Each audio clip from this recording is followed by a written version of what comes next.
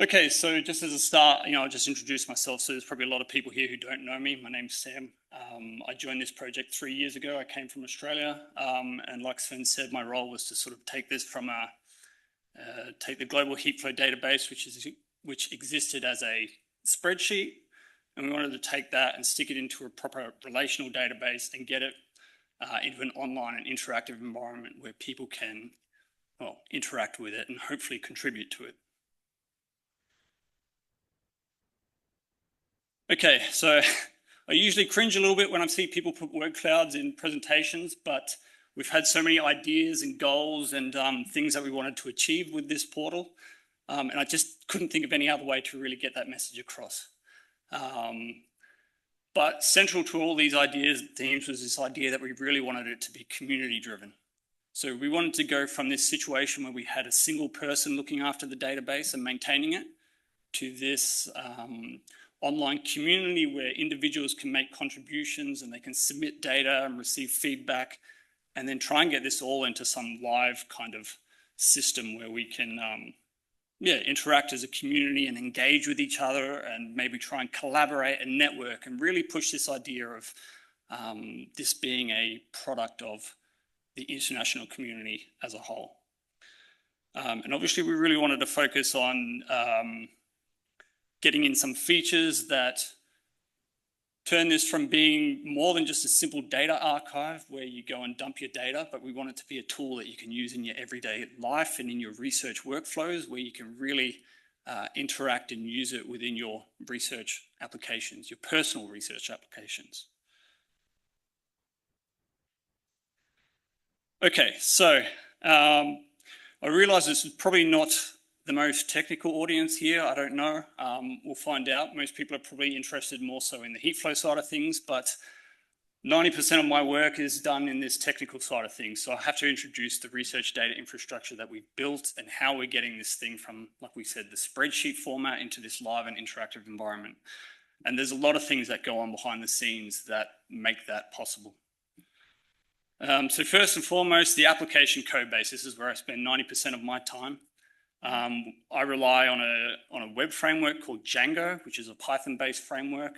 And this is what we consider or call a full stack framework. So that allows you to do everything from declaring data models to interacting with the database, all the way up to creating these nice views that you see in the front end where you can provide the metadata in these nice formats that make it nice and presentable for users on the front end. Now, beyond Django, well, so Django is a nice tool, but there's still a reasonable learning curve to go from something like a local development environment to getting something deployed online. And that can take a bit of work. But thankfully, there's this other tool that's just, it's a relatively new thing called FairDM, which stands for Fair Dataset Management. And that's a lightweight framework. It's built around Django, so it uses the same technology, but it provides a bunch of reusable tools that are specifically designed for building research data portals. So we make good use out of that to try and keep a lot of our individual code base dedicated to the heatflow side of things. And then a lot of the functionality and all the machinery behind that stuff is all handled by this FairDM framework. And what that includes as part of that framework is this core data model, which I'll go into the next slide, but it also provides a plugin architecture. And that allows us to add simple views like to add in analytical tools or visualization tools that allow us to just extend this and make it more interesting and more, not personalized, but personalized to our research community, to the heatflow community. Okay, so, a couple, I think Kirsten touched on this probably more so, but we declared this massive spreadsheet, right, with these 65 metadata elements, I think it was, 62. And those of you who've dealt with it, you know that this can probably turn into a very large thing and it can get a bit unwieldy. And Excel spreadsheets are not what powers the modern web. So one of my main goals was to go from this spreadsheet into a relational database system. And that means normalizing things from this single static and flat data structure into a more modular system that a more modular system that allows us to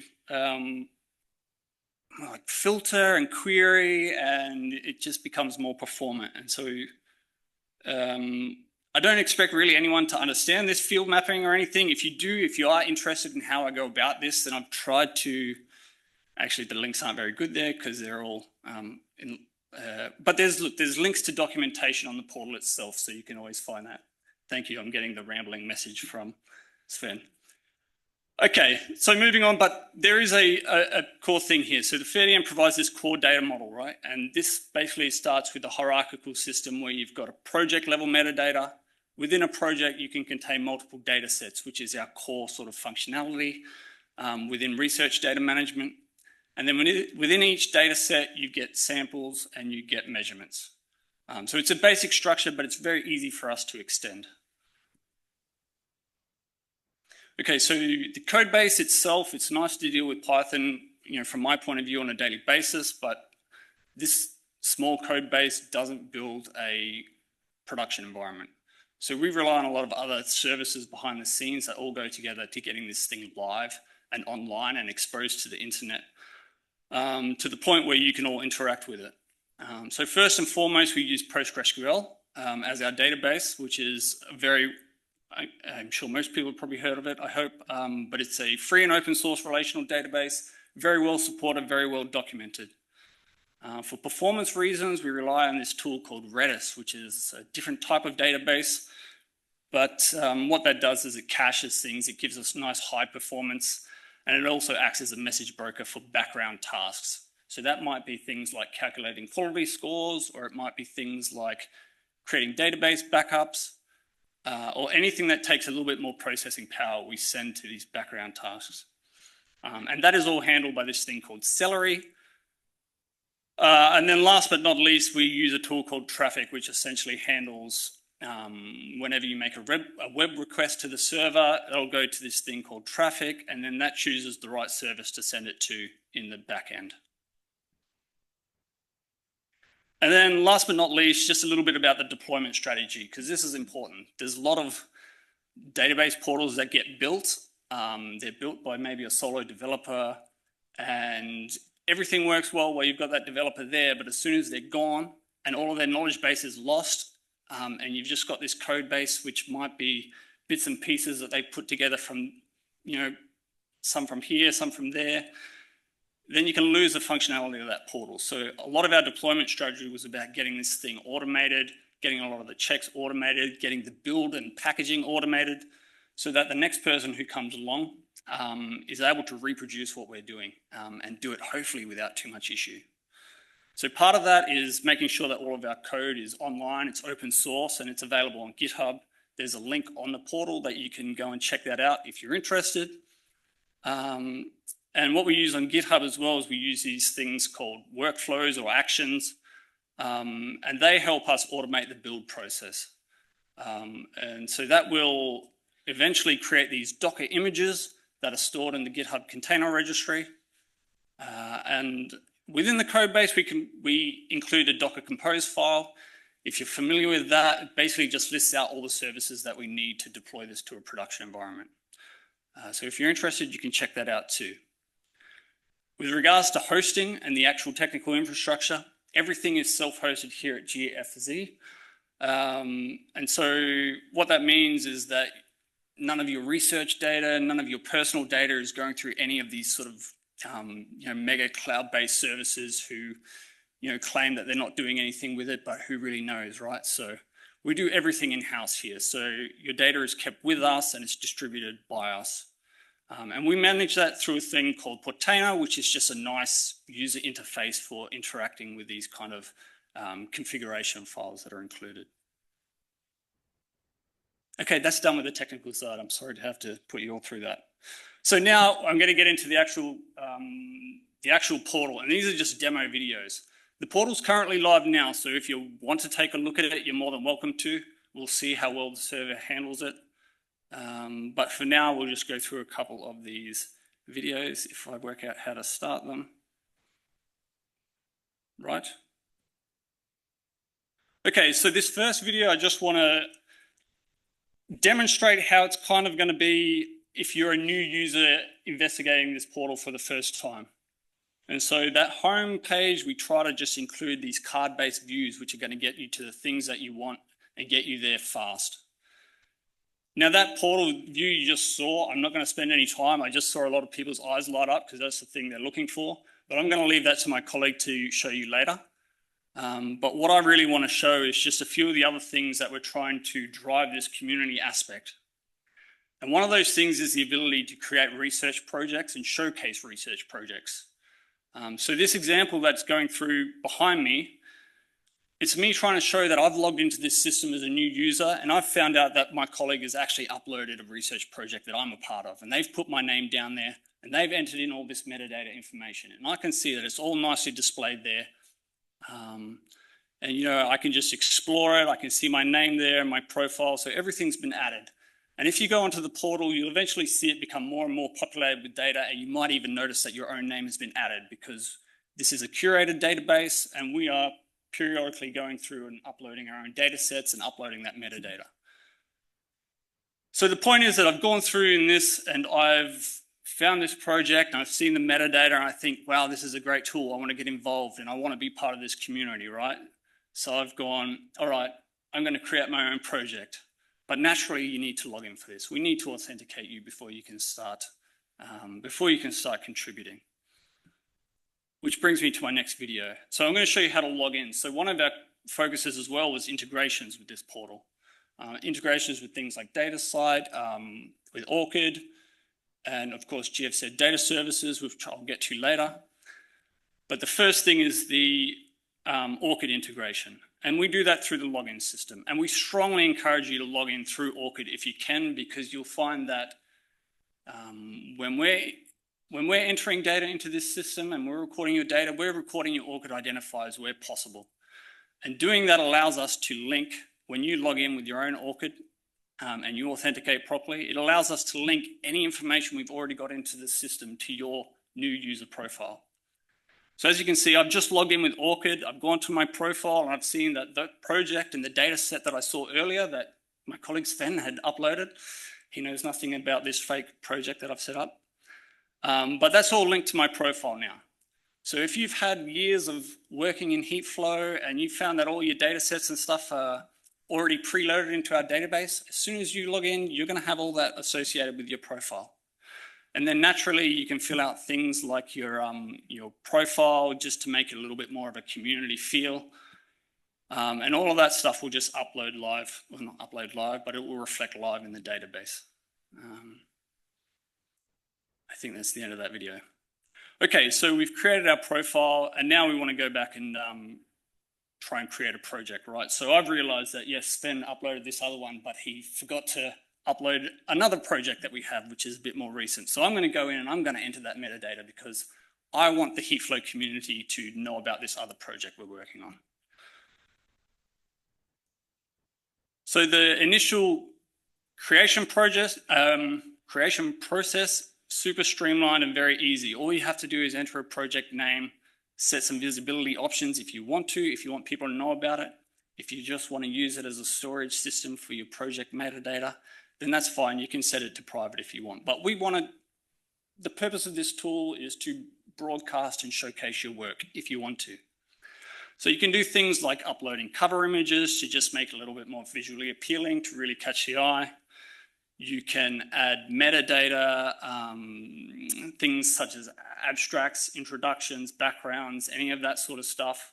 And all of this you can just copy and paste from a funding request or anything like that. There's no need for this to be original. So you can copy and paste from existing documents that you've got. Things like key dates to let everyone else know what the timeline is of your projects. Let everyone know when it's going to start, when it's going to finish. In fact, you can even use this for projects that you're planning in the future, right? So you can let everyone know that you're planning to do a heatflow study in X location. And then maybe you get interest from other people that might want to join you, or they might have something to contribute to your project. So again, the idea is just really trying to broadcast your work to the community, let everyone know what you're working on. Now, within that project, you can add contributors, you can assign them particular roles and give them permissions to edit data if you need to, and all sorts of other stuff. So I'd encourage you, if you want to go in and really upload that sort of information and just join the community and try and turn this into something that we can all enjoy together and experience together. Am I running out of time? Okay, good. All right, and so the last step here is really, project level metadata is great, but our core thing that we're focused on here is creating data sets and getting data sets uploaded and published. So now that we've created our data set, we're going to go to our data sets tab here, and we're going to create a new data set. And you'll see it's already linked with that project. All we have to do is add a name for this new data set, or it can be an existing data set that you just want to upload information for. And then typically we would assign it a license, and we've got some pre-prepared Creative Commons licenses. You can again change things like the visibility if you don't want people to see it just yet. But once again, just go through and explore this sort of stuff. You're not going to damage anything by putting in the wrong information. You can always delete stuff afterwards. So just go and test these things out. We've got the ability to add keywords. So these are controlled keywords. We'll go through and add more control vocabularies that you can use to tag your data sets with, because at the moment it's quite simple. But this is a work in progress. We're going to spend another 2 to 3 years building this portal up into something that we can all use together. So once you've added that metadata, you go through, I'm going to add data set level contributors here because it's obviously different. And I want all these guys to get credit for it, so I'm going to edit their roles, make sure that they've all got this creator status, and that way they will all be listed on any eventual data publications that come out of this. Just wait for the video to catch up.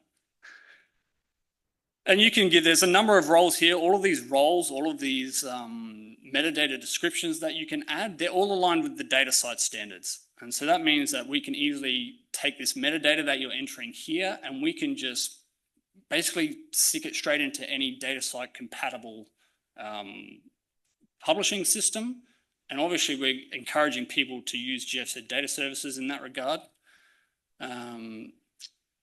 But it's all compatible with these other systems is the point. And the video got ahead of me there, but we got to this import data workflow. And so that is where this spreadsheet turns into the actual database. So all those spreadsheets you're working with, the templated system, you're going to upload that into the system here. It's going to get put into these. It's going to go through an algorithm to put everything in its right place in our relational database. And then it'll eventually become available for everyone in these database tables that we've got here. And then last but not least, again, it got a little bit ahead of me here, is this last view where you can get your data set published. And there's a little feedback loop here that I've kind of skipped over. So you won't be able to publish straight away. There will be a feedback process between yourself and the database administrators where they just verify everything that you've uploaded. But once that's done, then you'll be delivered to that form where you can submit your data set to GFZ data services, and they will go through all the metadata and your data, and they will get it into a format where you can get that formally published and have a DOI assigned to it. Okay. And yeah, so just to summarize, so on the back end, we're really focusing on integrations and making our code base maintainable for the long term, reproducible and nice and streamlined. And then on the front end, we've got this community driven focus. So we want people to be contributing on their own and everyone working together to turn this global heatflow database into a product that we can all, say we've had a hand in.